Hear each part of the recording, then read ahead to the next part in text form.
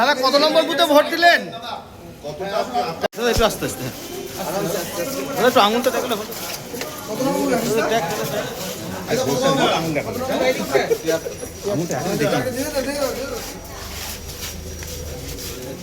চলে যা দৌড়াস না পেছন পেছন।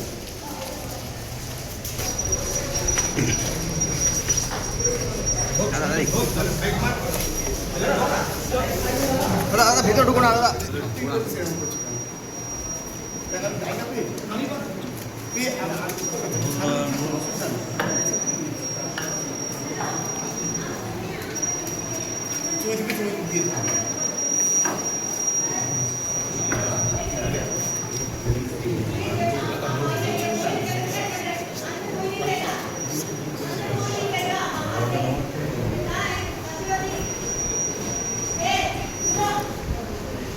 তোমরা একটু সাহিত্য সরো, তোমরা একটু সাহিত্য সরো, নাহলে দাদার ছবিটা আসছে না বাবু। হ্যাঁ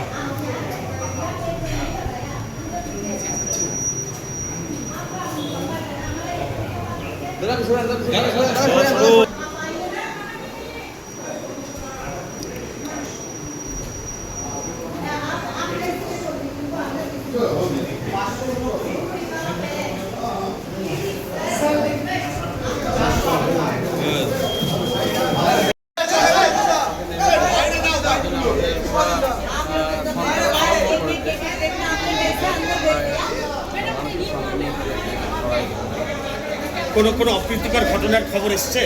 হ্যাঁ, মিরাতে খবর ওরা দেয়নি, ওটা আমি আজকে সারাদিনে আপনার প্রোগ্রাম কি আছে?